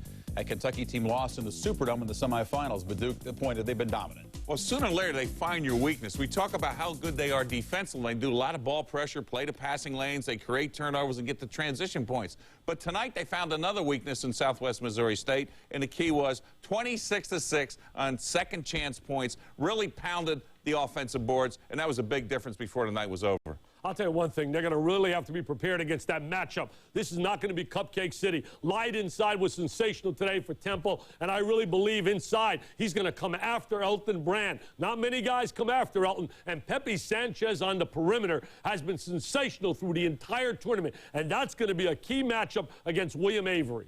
Krzyzewski said his team gave a good effort. He kind of bristled in the press conference when somebody said they didn't give a good effort, but they couldn't play up to the level they had in the first 2 rounds. Well, that was because of the performance of Southwest Missouri State. They were attacking, Digger. Well, that's what Steve Alford knew. I think he got into maybe a little bit Coach K's head. Nothing really personal, but more importantly, knowing the system of Duke, playing at Indiana, and knowing what Coach K has done as an influence in his life as a coach. So Alford wasn't intimidated. His team wasn't intimidated, and they were well prepared, and they did a great job in that first half, as Coach K said. We didn't play well in the first half, but we got it done in the second half when it counted. I think one thing we've seen here with Alford, Billy Donovan, certainly Paul Hewitt at Siena, and Munson now at Gonzaga, a rash of new young coaches coming on a horizon. All right, we talked about that Temple-Duke matchup on Sunday. We'll show you the highlights of the Owls game against Purdue. John Chaney could not believe how well his team shot. Mark Karcher, finally, a big ball game in the NCAA Tournament. Free record against the Big Ten in the regular season. Their magic number, shoot more than 40% from the floor. If they do that, they're 18-3. When they don't reach that mark, a losing record. The Owls, a lot better than 40% for John Chaney, who was shocked tonight. Mark Karcher did miss the 3, but Kevin Lyde, who was a man inside in the early going, gets the follow to go. Temple still trailed in the early going until an amazing sequence here. Jerron Cornell hit with a technical foul. Katie cannot believe it. He says Cornell is one of the least likely guys to get teed up. Lyde hits the foul shot, completes the three-point play. Sanchez makes both technical free throws. Gene Katie is then teed up. Sanchez back to the line, makes both free throws again, and then Mark Karcher penetrates, gets the high-arching jumper to go, a 10-point sequence. And the game was over right there. The momentum and everything swung the way of Temple, and that was absolutely a nightmare for Purdue. Pepe Sanchez had 6 steals. He's one of the top 10 in America. They had 13 as a team. The defense forced 20 turnovers, and it was all Temple. 55% shooting in the first half. It just kept on going. Karcher knocks down the triple. Sanchez, watch this little floater here. You said it was like Gail Goodrich, right, Dick? Going to his left with a glass? Yeah, sliding up there like the UCLA All-American. Here's using the screen, knocking down the triple. After the game, Katie called Sanchez the best point guard he's faced. He's faced Cleaves and Scooney Penn. Because he goes both ways. He has 9 assists, 6 steals, and he knows how to dish and still score the threes or the key points when they need them. This is what makes him such a great player, especially when they play the zone. Karcher comes out of his NCAA tournament slump with 21 points, 5 three-pointers. Lyde, 8 boards to go with the 14 points. And Temple, 53% shooting. The Owls playing very well. Does that mean John Chaney's excited about facing Duke in the next round? Who wants to see Duke? My God, the fans are just screaming, man, probably outside now, jumping over bridges now. If you want to blame the loss on me, blame it on me. But I wanted to see some life in our players, and we weren't getting anything done. But that's not what beat us. They played better than we did. That sequence did turn things there. A 13-zip run. That was inside of a minute and a half. It went from down 4 to up 9. Well, the key, too, when you force 20 turnovers and you have 34 points, this is what Temple does very, very well. And of those 20 turnovers, 13 are steals, and that's because they're not full court press. It's out of that matchup zone at half court. They really play the passing lanes well. They anticipate well. They also had 12 offensive big rebounds, which led to more point production with points in the paint. Yes, Light had 14 points all in the first half, and that punch early, I thought, knocked Purdue out in the first half. Well, you know, Digger, my memory tells me, I think I'm right, I'm not certain, they played in 1988, Temple and Duke, for the right to go to the Final Four, and Duke prevailed in that matchup, and I believe it was at the Meadowlands as well. John Chaney, I've said it so many times, belongs in the Hall of Fame. Mike Krzyzewski did another fantastic job getting his kids in the second half to perform. This is the game you're talking about. The Krzyzewski looking young. At 88, it was in the Meadowlands. It was for a trip to the Final Four. Temple ranked #1 at that time, but Mark Macon just had a tough shooting game. You can see that the Dukies prevailed there. It's been very, very tough to beat Temple without shooting threes well. Now, tonight, Purdue shot exceptionally well from behind the line. Mind-blowing. They would shoot that well and still get blown out. Yeah, but the turnovers killed them, but they don't have that force inside. You know, last year they had Brad Miller, and they didn't replace Brad Miller with points in the paint, defensive play, as well as rebounding, and that really hurt Purdue. But when you look at Temple, yeah, they beat Michigan State back early in the season, and then they lost on a Monday night to Penn in the Palestra, and things fell apart for a while. Chaney did a great job of bringing this team back with confidence, even though Rhode Island won the A-10 tournament. This was a team that got hot when it counted, and here they are in a regional final, ready to throw that matchup zone with Pepe Sanchez to get the job done to get to the Final Four. Well, all the pressure on Duke, there's no doubt about it. John Chaney told me earlier this year, guys, he said, hey, if we shoot the basketball, we're a good basketball team, but we're inconsistent shooting the ball. But they're playing so brilliantly now, led by their orchestra leader, Pepe Sanchez. His point guard play. I think a theme of this tournament is very simple. You better have super point guard play if you're going to advance. When you look at the teams with the Cleaves, the Turners, and right down to Sanchez, the Averys, all the teams that have great point guard play usually are going to win. But I don't think Broken Barrel, this is one game when you go against Duke, Broken Barrel cannot afford to go 3 for 15 against Duke, or that really hurts Temple's offense, and this could be the downfall, depending upon what Broken Barrel does in this game. Yeah, they're going to have your A+ game, and meanwhile, Purdue may have salvaged its disappointing regular season by getting to the Sweet 16. Reminder, stick around. SportsCenter will have highlights of all these games. Also, Dominic Hasik's return and Iverson's hot night in the NBA. That is up 2 o'clock Eastern Time.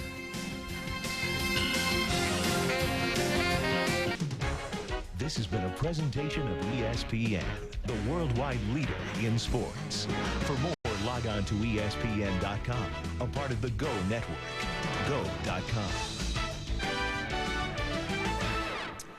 Well, the Elite Eight is set, and tomorrow bids for the Final Four begin to be fought for in the South region. It's Ohio State against St. John's. Both coaches, Jim O'Brien and Mike Jarvis, being hailed as geniuses in their respective cities. Here's some excerpts from the press conference today.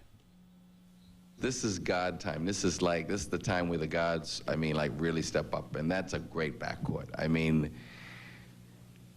The guys that are going to play them tomorrow night have got their work cut out for them, and I think what's going to happen is I think you're going to see some great matchups. I think more than anything, we have to keep them out of the lane. You know, I don't know if we can continue to count on Michael and Scooney scoring in the 20s. I'd like to be able to know that somebody else might get double-figure points, but I think that we have to keep them out of the lane because I think they're very good at going by guys off the dribble, and when they can get into the lane, they're hard to guard.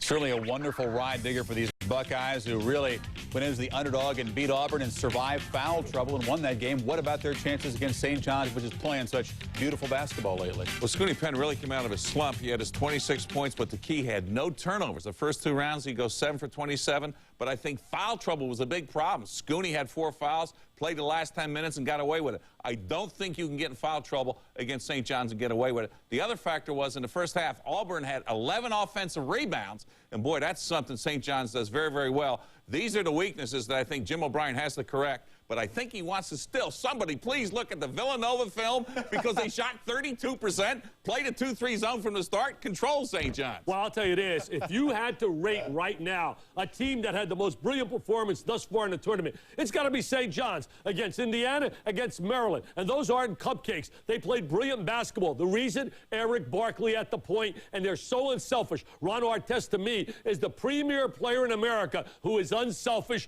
and they pass the ball well, they defend defend well, and Mike Jarvis has got them playing as a unit. Tough team to beat. They are playing brilliantly. They can't be beat if they continue to play that well. In the West, UConn 40 minutes from the promised land. Their fans can just taste it.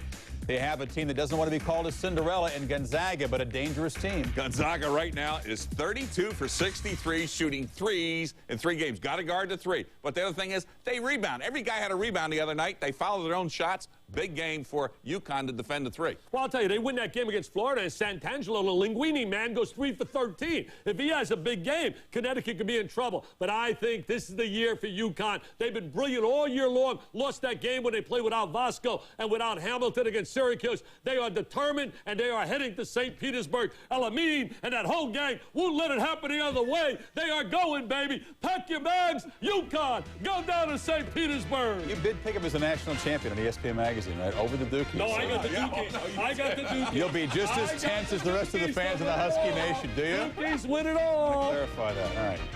Enjoy the weekend. Should be some nice games. We'll see you next week from St. Petersburg. Good night, Dick. Goliath matchup, it's Gonzaga and Connecticut. Close but no cigar. That's the best way to describe UConn in the 1990s. 3 times they've had opportunities to advance to the Final Four, only to lose in the regional final. The most memorable, 1990 at the Meadowlands in New Jersey, Christian Laettner and Duke hitting the shot at the buzzer as they advanced to the Final Four. But these Huskies, they're set to erase all of those negative memories. UConn stepped off the bus a few minutes ago, and they look confident. Our Barry Booker spoke to their defensive specialist, Ricky Moore. Ricky, you're 1 step away from the Final Four. What's the team's mindset today? I think everybody's focused. We're ready to play, and we were excited yesterday.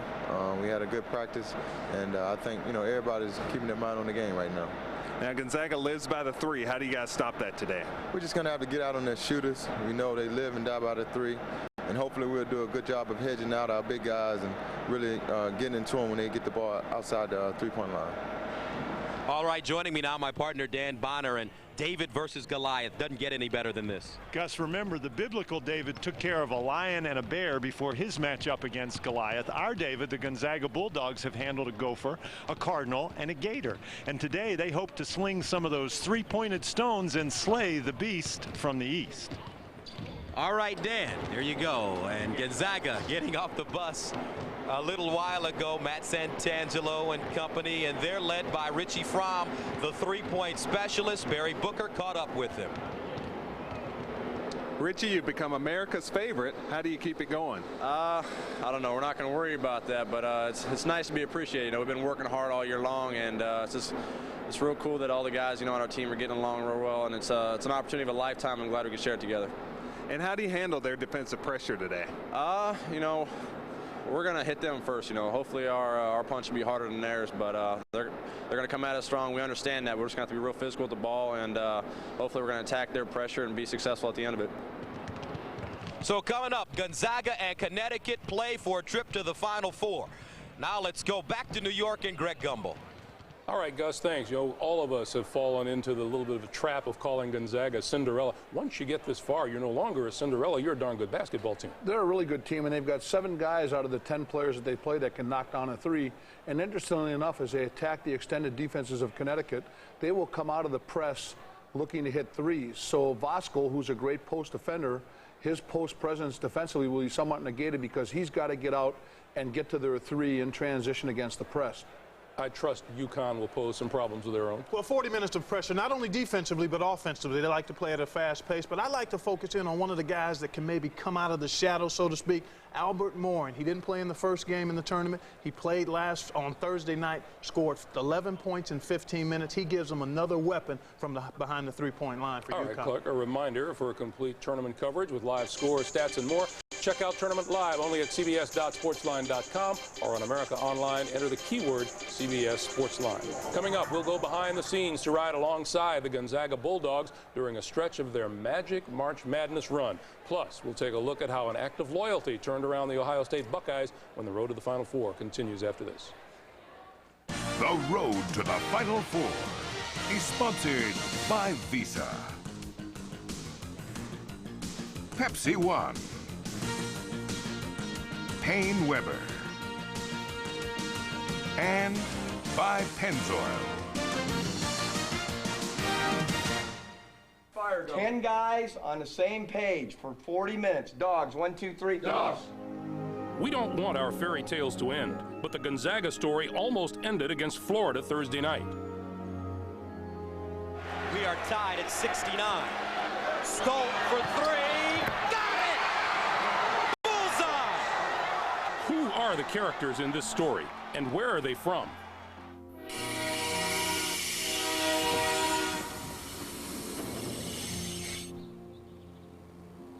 St. Aloysius Gonzaga is the son of an Italian nobleman who entered the Society of Jesus, the Jesuits, in Italy.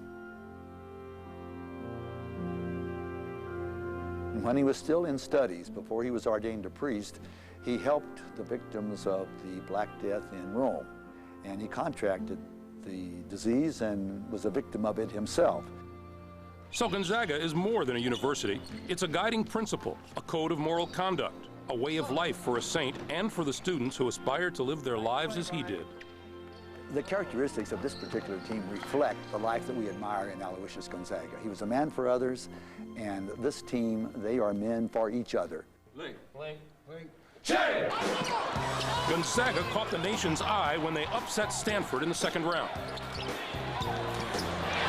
20 minutes to the Sweet 16, come on! Mike Nielsen trying to throw it ahead quickly to Calvary. There's Rob who lays it up and in. The Gonzaga Bulldogs are going to advance to the Sweet 16. Cinderella has a new address. Oh my! There's not anybody in this tournament we can't play with. This isn't Cinderella. It's pronounced Gonzaga. They're going to learn how to pronounce it. They're going to learn how to say it. And you know what? They're going to learn that it's more than just a little Cinderella deal. This is a good quality basketball team, and we're not done, all right? We're not done. 15.4 to go. Gonzaga with the ball, but no timeouts. Shot clock turned off. Calvary, Hall, 8 to shoot. Hall, the runner! Loose ball! It's good! With 4.4 to go. Shannon. Don't want to foul. Shannon from the corner! And it's over! Gonzaga! The slipper still fits! They win it! 73-72! Holy cow! You're 40 minutes from the Final Four. Nice win, fellas. Dogs, 1, 2, 3. Dogs! Yes! All of that is in the past. You start over. It's a new day-to-day, Coach. Who does Gonzaga look to kickstart their offense today? Matt Santangelo and Quentin Hall. The interesting thing here is they've got 2 1 guards, both of whom are capable of hitting the outside shot and stretching the defense, but both are excellent ball handlers. And I think that the fact that there's 2 of them will negate the press. And once again, they can each hit the 3 at the end of it, and they can find the bigs to hit the 3. Gonzaga will only play 1 man on the floor at all times who can't stretch the defense with a 3. And Santangelo has been well taught. Stockton was up there showing him how to do that, to bait and draw the foul. All right, Coach. How about UConn? Who do they look to? You know, the operating system for them is Khalid El-Amin and Richard Hamilton, 2 explosive scorers. And Khalid El-Amin, his emotional leadership is really key to the Huskies playing the pace they want to play for 40 minutes. All right, Clark. Now, later today in the South Regional Final, the 4th seed Ohio State Buckeyes take on the Red Storm of St. John's, seeded 3rd. The Buckeyes finished last season with a dismal 8-22 record. They lost 15 in a row at one point and finished dead last in the Big Ten regular season standings. Now they're on the threshold of the Final Four. A miracle, you say? Hardly. As Clark tells us, it's more a story of a coach and a loyal player, and thanks to them, America has discovered Columbus and Buckeye basketball. The image of Ohio State basketball has been dramatically altered since the arrival of Jim O'Brien, who literally changed the face of the Buckeyes.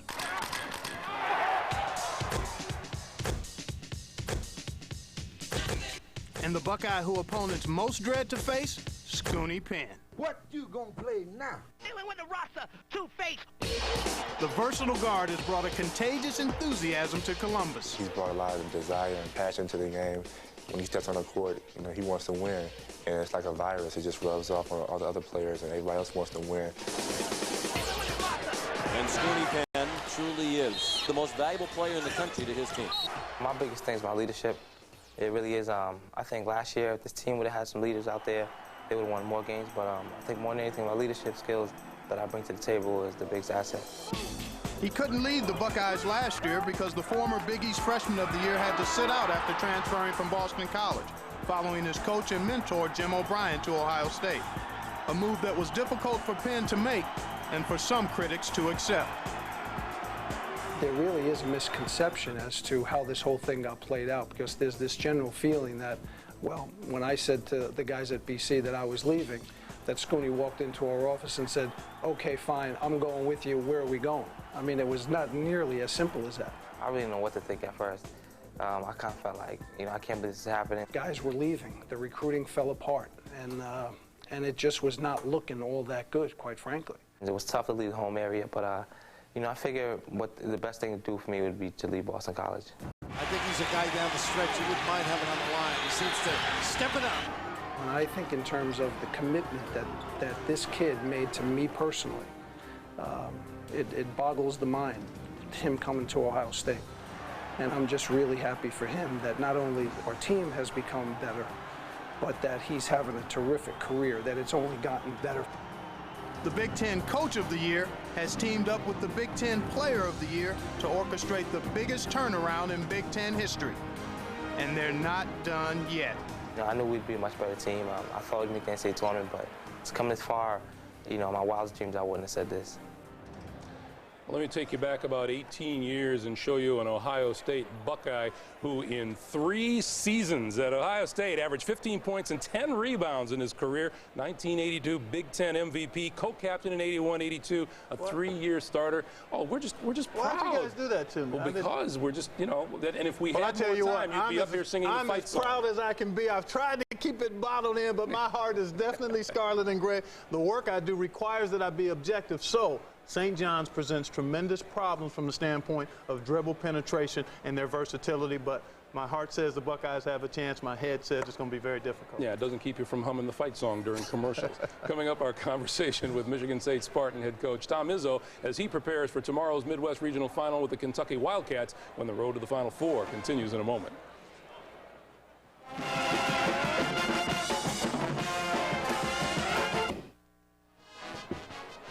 Last night with the Spartan band on hand, Michigan State was rolling against Oklahoma. Charlie Bell, a perfect 3 of 3 from three-point range, nails the three-pointer right here. Number 14 gets it down.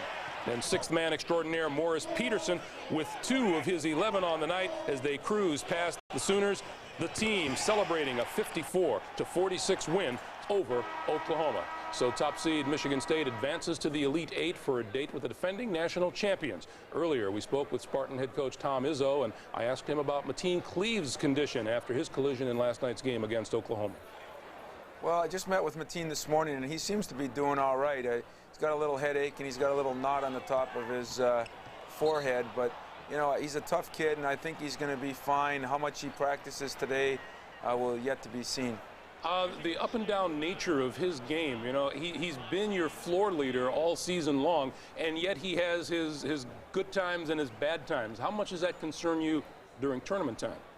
Well, it concerns me a little bit. I think what happens sometimes is Mateen kind of reads our team, and if certain guys aren't ready to step up and do the scoring, maybe he steps up a little earlier than he should, because that's not his game. When he penetrated and did some things, got our fast break going in the second half, we were a much better team than maybe when he's shooting jump shots. And it's not that he can't shoot, but we think his penetration is more valuable to us, and I think he agrees, and that's what we got to get back to. The natural tendency for coaches, no matter how successful, is to always find something to worry about. What are your concerns for your team right now? Well, we're not shooting the ball very well, Clark, and we haven't for the last 2 weeks. And not that we've been a great shooting team all year, but we've been a decent shooting team. And the last couple of weeks, we just have not shot the ball as well. And that's a concern of mine, especially when you see the size of Kentucky and the amount they may play zone.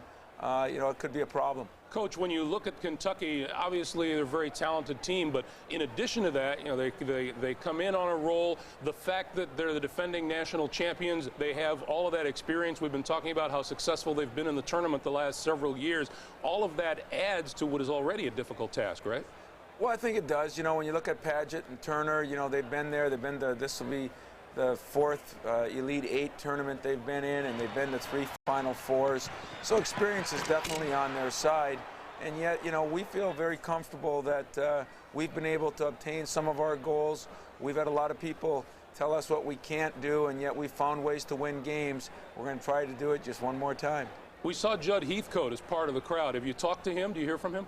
Yeah, I talked to Judd a lot, and he flew in. He actually watched the Gonzaga game Thursday night and flew up after it. And he was in Milwaukee last week. He's been one of our staunchest fans, and I'll spend a little time with him this afternoon, and I still get a lot of input from him. He's a great basketball mind. Did the team hear from Magic Johnson at all? Yeah, Irvin talked to him a little bit yesterday around our pregame meal, and I'm sure you'll spend some time with him today. He's great to have around because he's been through it both in college and in the pros, and he has great insight on, you know, what it takes to be a champion. And you're still trying to figure out a way to get him into uniform, right? You're exactly right. I'll take him and Clark both, and maybe we'll have a better chance tomorrow. Clark, Tom Izzo mentioned that you cannot afford to shoot inconsistently against a team like Kentucky. Mid-range jump shooting and being able to get into their transition game will be key for Michigan State. All right, how about the Kentucky Wildcats coach, who may be playing their best basketball all year long right now? Consistent perimeter scoring from the two-guard spot. The three guys that rotate through there will be very important. Kentucky has a nice inside presence, and I believe, other than Duke, the most depth in this tournament. All right, Coach, we'll take a timeout and be back with more as the road to the Final Four continues in a moment. Over 18,000, ready to see Gonzaga and the Connecticut Huskies in the bracket here in the West. The final, Connecticut taking on Gonzaga, UConn beating Iowa, Gonzaga, Florida. And to get to the Final Eight, the Gonzaga Bulldogs have been giant killers, knocking off Minnesota, Stanford, and Florida. But they face the ultimate test today against UConn. It's like David and Goliath. Well, I think this has got a lot of similarities to David versus Goliath. Yeah, I think that there's no question this is the first time in this tournament that we feel like we're up against huge obstacles. David's awful good. David can throw those rocks. He doesn't have just one slingshot. He's about 6 of them I can think of. And he doesn't, unfortunately, do it from short range. He does it from a distance where they hurt a lot more. They're the best three-point shooting team we've faced. What we told our kids is this has got to be another Stanford effort where we understand that every possession, you can't let a great team like this get rolling. Gonzaga trying to advance to the Final Four as a number 10 seed. It will be a tremendous feat, and for more on the Bulldogs, let's go to Barry Booker. Gus, Gonzaga has generated more headlines than anyone in the tournament to this point, and they've already written one for tomorrow. They want to change UConn to you can't. I just spoke to their assistant coaches and look for Gonzaga to play a little triangle and 2 and diamond and 1 today to try and contain Richard Hamilton and Khalid El Amin. Back to you, Gus. All right, Barry, so coming up, the starting lineups and the opening tip from the West.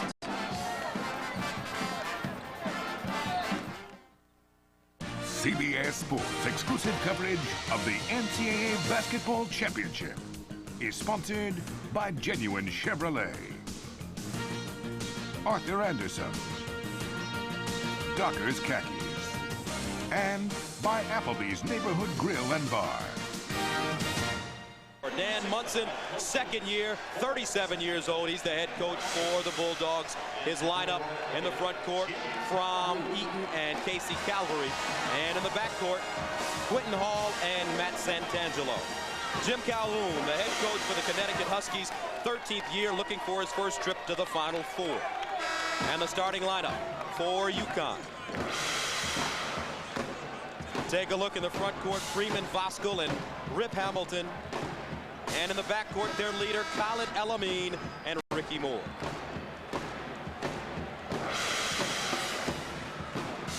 The officials today, Andre Patillo, Larry Rose, and Bobby Hunt. And Dan, early on, what should we look forward to seeing between these two?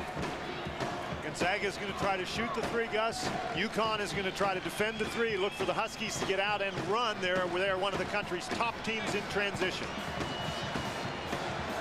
And Gonzaga, coming into this game, they defeated Florida by 1 point on Thursday. Their profile, they play in the West Coast Conference. Close to 5,000 students in attendance. Their record 28-6. That young man there, Richie Fromm, is the 3-point bomber. Matt Santangelo as well.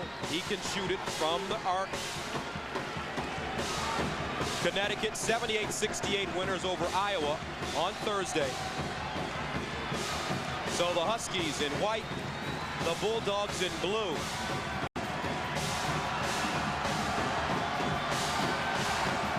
And here we go. Controlled by Gonzaga. Here's Quentin Hall, the senior from the Bahamas. He draws LME. Connecticut opens in the man-to-man. Hamilton is matched up against Fromm. Santangelo.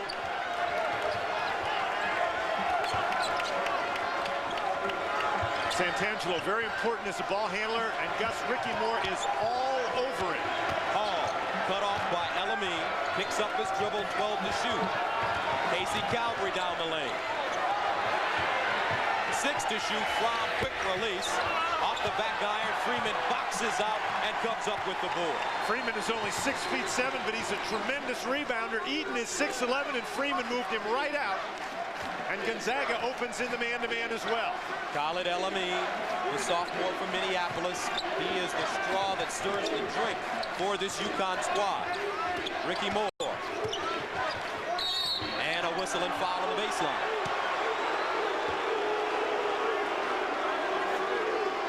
Dan Munson complaining about that particular call, and Larry Rose giving him the stare down early in the game. Munson is upset. He felt as if there was some physical play when his team had the ball on offense. Doesn't understand why the foul was called against the Bulldogs. Matt Santangelo picks up his first. A minute into the first half, no score from Phoenix. Rip Hamilton, great ball fake, steps back and knocks it down from 12. And here's the Connecticut pressure. Santangelo quickly over the line, jump stop, rising fire, got it. Sometimes if you can beat pressure, you're going to get wide open shots. In Connecticut, they like to pressure, but they've got to be careful. They cannot let a team of shooters like Gonzaga get wide open opportunities. Freeman, guarded by Calvary, across the lane, jump hook, short, got it back, blocked. Calvary, what an athlete in the pivot for this Gonzaga squad. Guy who on Midnight Madness jumps over students to demonstrate his dunks. And when Calvary's able to get his feet set on the inside, not only can he jump to a good height, but he also gets up very quickly as Freeman gets the rebound. Calvary times his jump. Gonzaga is not small on the inside. Calvary is 6'8", Eaton is 6'11". He led the West Coast Conference in block shots last year, tied for second this season. Santangelo really be impressed by Ricky Moore. A lot of dribbling for Santangelo. Down the lane and a 5-second call. The 5-second violation is in effect when you're dribbling if the defender is within 6 feet of you. Now, if you get your head and shoulders past the defender, the count is off.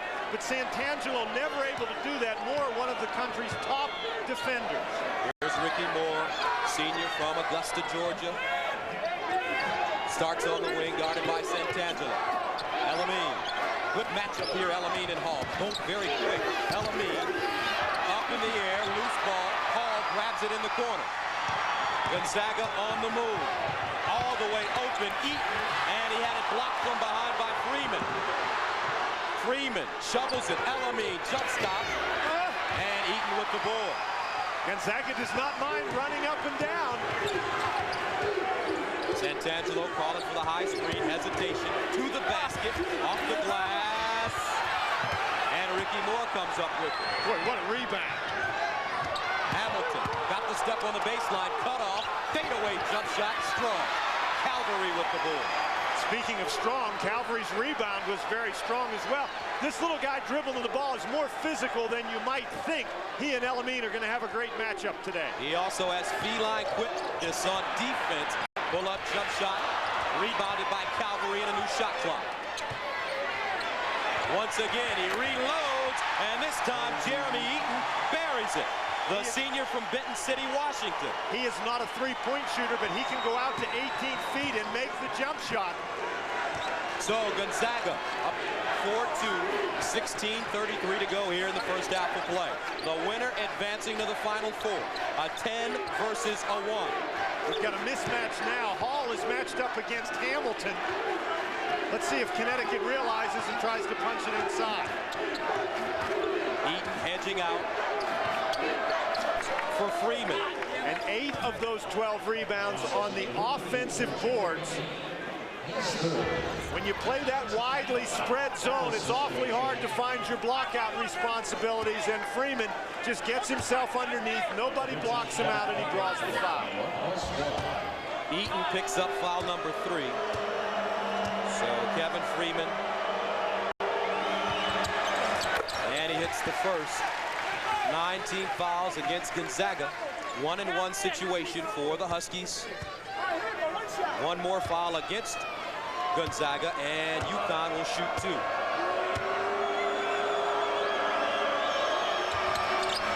And Freeman sticks a pair. 57-55.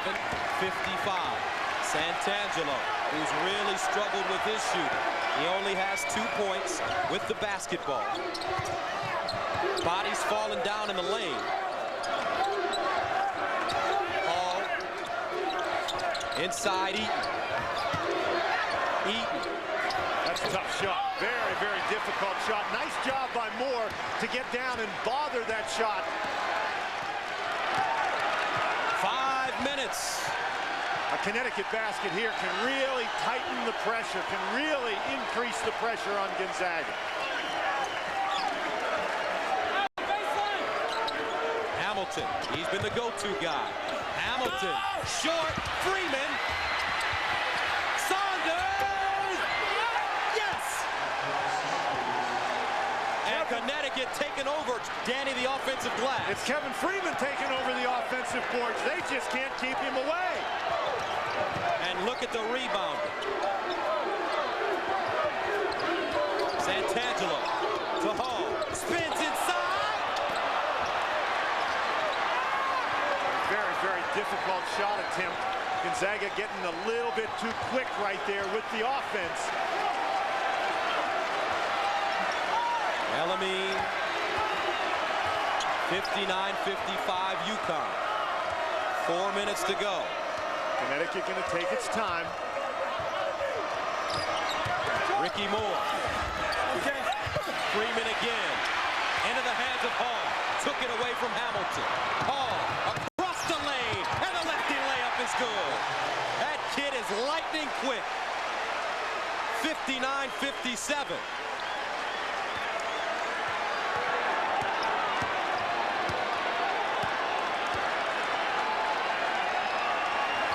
We've got a timeout coming up on the next whistle.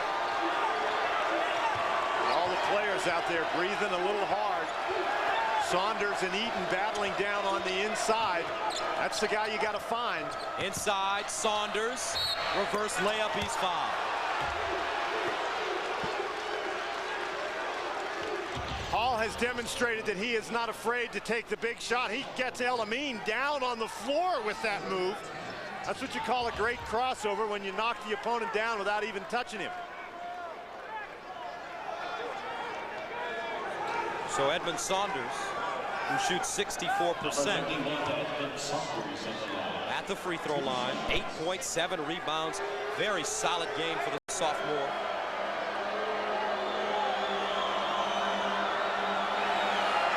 And the first rattles in and out. Whoa.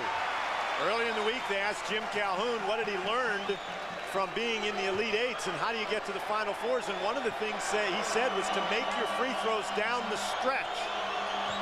Second one no good as well. Eaton with the rebound. Connecticut 15 of 23 from the free throw line. Approaching the 3-minute mark.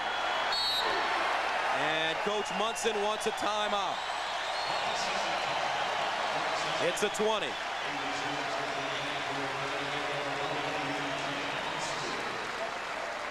Now don't forget, coming up next, it's Ohio State and St. John's in Knoxville, Tennessee. And that game has a lot of Big East players playing in that game. Big East players, ex-Big East players, ex-Big East coaches, Scooney Penn, and of course Jim O'Brien at Boston College before they were at Ohio State. And that's a very interesting matchup. There are two teams in this tournament that have sort of played very well throughout the tournament. maybe a little bit unexpectedly playing very well. St. John's and Ohio State, and they get to go at one another today. 59-57, UConn leading Gonzaga, and you just wonder when Santangelo is going to hit a big shot. He only has 2 points, but he has been a money player for him the entire season. Fromm, rise and fire, short, rebounded by Elamine. That was excellent defense. Connecticut has struggled with its shooting. Gonzaga's played pretty good defense as well, but Connecticut, if they come out with the win, it's going to be based on their defensive effort. Outstanding.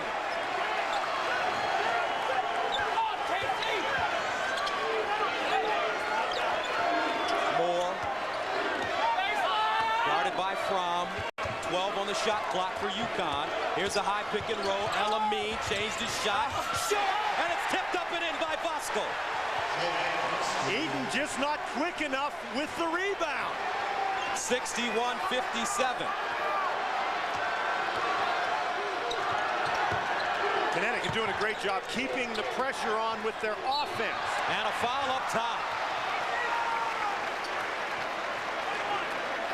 Gonzaga, which won a big game the other night on an offensive follow. Elamine goes to the board. Eaton turns around, but simply can't get his hands up and grab the ball. Bosco jumps over him and tips it in. Bosco with 4 points and 9 rebounds in 17 minutes. He's playing with 4 fouls. And Hall is at the free throw line, where he's 2 of 4. First one good. When Gonzaga beat Stanford earlier in the tournament, they did it with a tremendous effort, including really doing a great job on the boards. Connecticut has owned the backboards today. Second one good as well. 1:59 to go here in the second half of play. UConn up 61-59.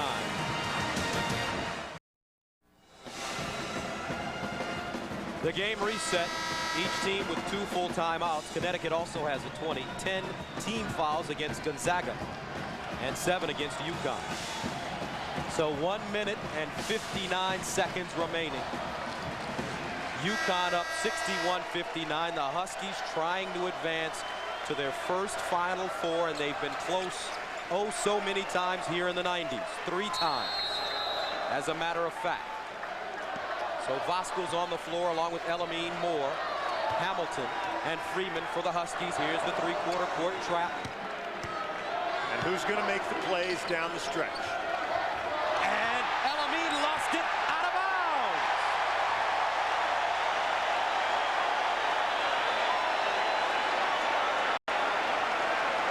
You'd have to classify that as an unforced error. Not a great deal of pressure on the ball, and Elamine just loses it. It's like he took his eyes off the ball, looking to pass it before he caught it. Crunch time here in Phoenix. And I think if you're UConn, you still have to defend the 3. Santangelo with only 2 points. Here he is, off the dribble, and he's fouled. 1-and-1 shooting situation for Santangelo. 8th team foul against UConn. The Gonzaga offense really runs a lot of screens. Elamine falls down, so Santangelo sees the advantage. Freeman actually does a nice job to push him out. Santangelo missed it, out of bounds, and last touch by the Bulldogs. So Santangelo, a 78% free throw shooter, had a chance to tie it up, and he misses the opportunity. 1 for 8 from the field, Santangelo. Now 0 for 1 from the line. Gonzaga's going to have to get a stop on defense. A lot of time to go in this one. 1:20 and counting. 20 on the shot clock. Elamine holding. Matchup zone continues for Gonzaga. Let's see if Hamilton looks to take over. Remember, Elamine is 0 for 12. Here's Rip Hamilton down low. Bosco lays it in. Under a minute to go. Great play by Hamilton, created the opportunity for Bosco. 63-59. Hall, pump fake off of his foot. 47 seconds. Here's Hall. Santangelo, back out.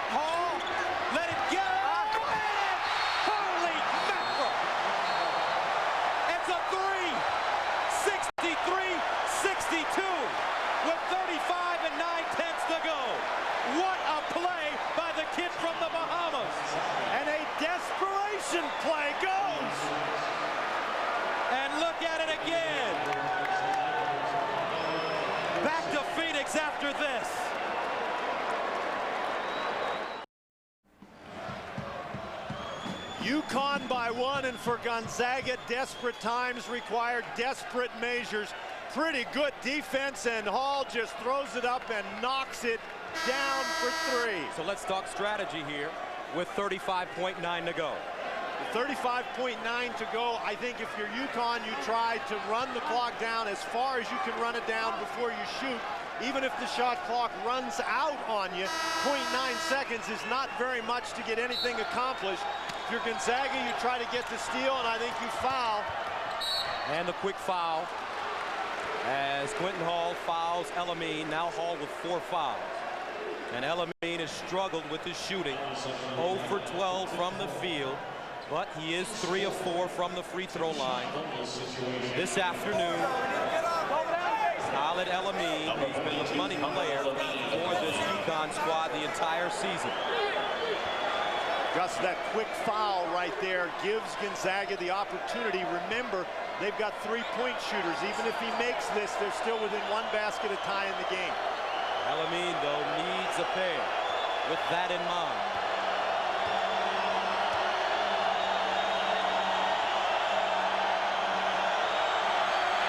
And he hit the first. Even though he has struggled so mightily from the field, I think if I'm Jim Calhoun, I am extremely comfortable having Elamine on the free throw line in this situation.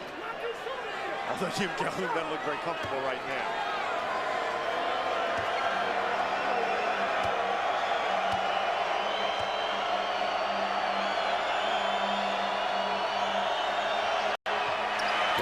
Second one, and he gets a good roll.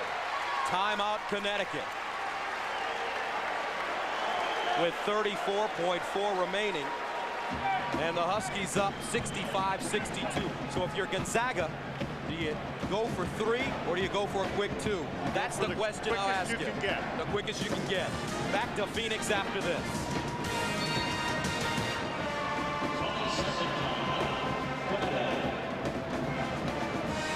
And I believe the Huskies have changed their mind and have called a 20-second timeout. So getting back to your point, go for the best shot you can get. 34.4 seconds is a lot of time, particularly when you have guys who can shoot the 3. If you're Gonzaga, you take whatever you can get. I don't think that it's time yet to worry about simply shooting the 3-point shot. Now, if you're UConn, you got to get out and guard the 3. You certainly don't want to give up an easy one. So Calvary inbounding the ball along with Santangelo, Hall, Fromm, and Eaton. 4 3-point shooters on the floor for this Gonzaga squad. And Santangelo. And he is 1 of 8 from the field. Santangelo, hesitation, kicks it back out, and Hall saves it. Here's Fromm, 15-foot runner, short, rebound, Eaton, knocked out of bounds. Last touch by Connecticut with 16.4 to go. Gus, and now you may be in that situation where you've got to look for the 3. So Hall inbounding the ball, puts things in motion, looking, up top Eaton. Eaton to Santangelo, 12 to shoot. Santangelo, double clutch, no good. Whistle and foul inside. And Santangelo probably should have looked for the 3. When he penetrates into the lane, if he's going to get all that defensive pressure, you need to kick the ball back out. Santangelo looking for the 3 the old-fashioned way, trying to get in, penetrate, and draw the foul. Really a tough, tough shot. Great defense again by UConn. I think the Huskies are beginning to feel it. There's Jim Calhoun. Putting the vigorish on him there, isn't he? Oh, I tell you, nice little dance on the sideline for Coach Calhoun. And that's the Connecticut 2-step. They called the foul against Hall. And if the foul is against Hall, he is out of here with 18 points. That's his 5th. And Freeman refusing to step to the line early. Freeman, 3 of 5 from the free throw line. Just got to make one.